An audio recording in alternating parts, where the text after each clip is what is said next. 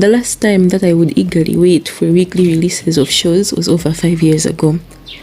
These include This Is Us, Empire, Riverdale, Star, Nancy Drew, 911, and 911 Lone Star.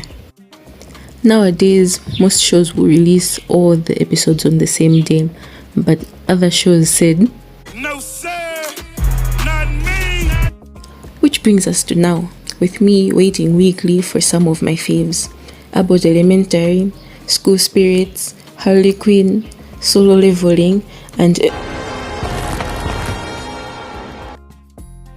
So this video will just be me talking about these shows, just giving my opinion, ranting. So warning, if you haven't watched these shows or the latest episodes, this video would definitely contain spoilers. But don't worry, because I have plenty of nice videos waiting, begging to be watched. Then after you watch those videos, watch these shows so that you can come watch this video, and then we can have something to discuss in the comments. So like, comment, and subscribe, and without further ado, let's...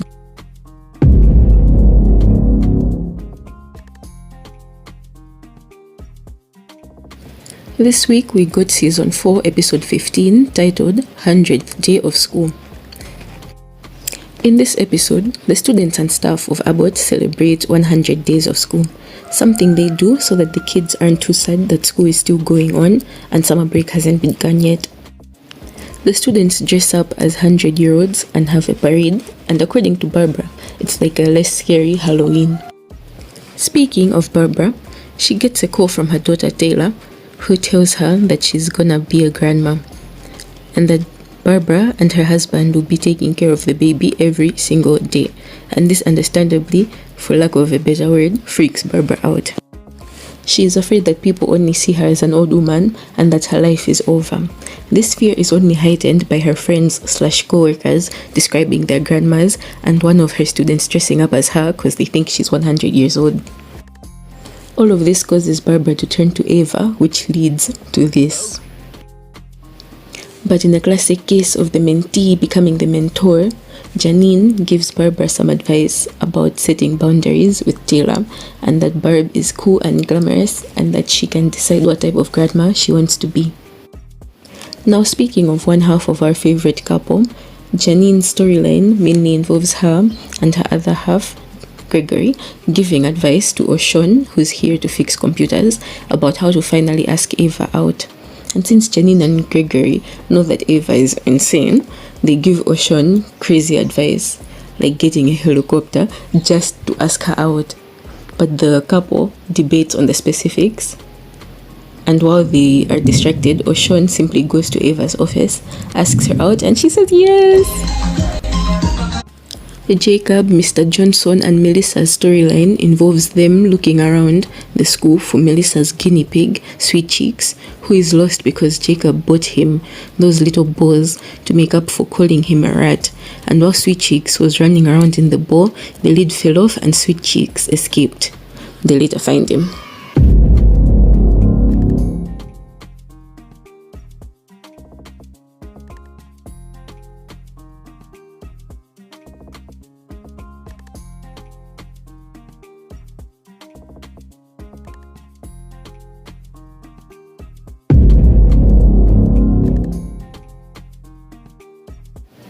They killed Frank.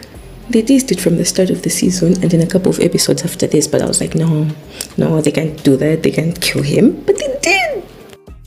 But now we've got Frankette. And you may be wondering, who is Frankette? Well, she's a product of Ivy's lipstick coming into contact with the DNA on Frank's rug, and said rug being planted in the ground. But like, isn't Ivy supposed to be Frank's mom? You know what? I'm not even gonna think about it. Anyway, Lena Luther tells Harley and Ivy that she knows who killed Frank and that she suspects it's Brainiac in order for him to like get revenge on Harley and Ivy. So they go looking for him and leave Frankette and the ever so annoying Sean in Bane's care. Lena tries to go through a plan on how they can attack Brainiac, but Harley and Ivy ignore her and go anyway. The duo end up splitting up to divide and conquer the maze that Brainiac lives in. Harley finds him in his main room all depressed and stuff. They shrink Brainiac, but he already set his robots to destroy Metropolis. Brainiac shows them the footage of the night of Frank's murder, and we find out that it was Lena who did it. After getting whooped by the robots, Lena ends up saving everyone in exchange of something. But Ivy thinks Harley is the one who saved them, and thankfully, Harley ends up confessing to Ivy that Lena is the one who saved them, and Ivy is upset.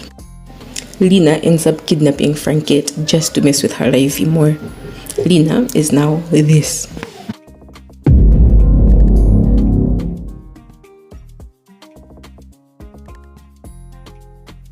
The latest episode is Season 3, Episode 6. This episode starts off with a scene minutes before the Chicago tragedy. It shows these two. Remember these two? Yeah. And this man, Scott Duval, who is her brother and her uncle. After Jessica and Gretchen are killed during the battle between Mark and Omni-Man, Scott, consumed by grief and anger, seeks revenge. And since he can't get that from Omni-Man, he seeks revenge from Invincible. He steals GDA tech, which enhances his powers to make him stronger. He uses his wife and kid to lure Mark out to the remains of the building where Jessica and Gretchen lived. Now the thing about Scott / Powerplex's powers is that the more you hit him, the stronger he gets, so Mark doesn't hit him. And Mark, being Mark, tries to reason with Scott and apologizes, but Scott doesn't care. He whoops Mark with one of these.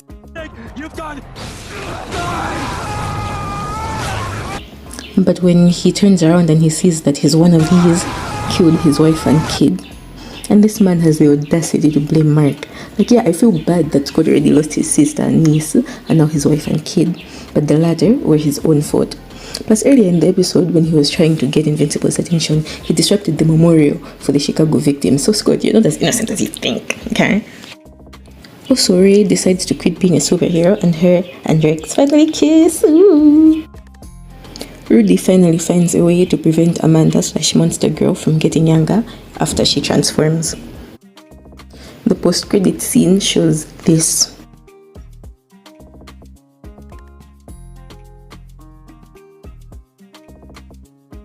And I can't wait. Also, this episode had like the best title card scene. This is about the thousands of people murdered and the countless other lives destroyed. Why? It's above the law. Why? Does never pay for his crimes. Where is it where people are trying to put their world back together? Okay, buddy, we hear you. So, what do you want? What do I want? I want the truth. I want justice. I want...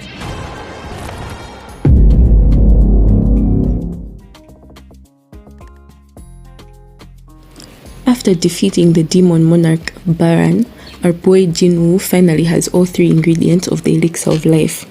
With this, he goes to visit his mother to give her the elixir, hoping that it will cure her from her eternal sleep. And thank goodness it does, because if it didn't, I would have cried. But that doesn't mean tears weren't shed, because once I saw Jinwoo and Gina crying, I couldn't help myself. The siblings are now able to go back home with their mother. Now on the other side of things, the giant flying ants are back, so the S-rank hunters are planning on a mission in order to finally defeat these pests once and for all. This time, however, they will have the help of 10 out of the 11 Japanese S-rank hunters. The episode ends with 4 of the Japanese S-rank hunters about to face off with 4 of the Korean S-rank hunters in just a spar, just so they can like see how strong the other ones are, because the Japanese hunters were like doubting the Korean hunters. Well, the interpreter was doubting the Korean hunters, and I can't wait. I hope in the next episode Jinwoo is also able to fight so that they can see how strong he is. Like, more people should see how strong our protagonist is.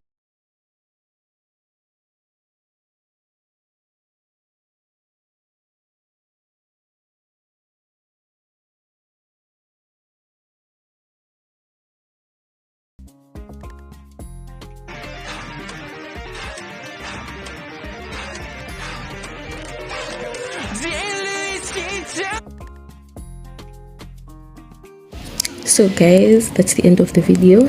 There are many things I left out, but feel free to open a discussion about them in the comments.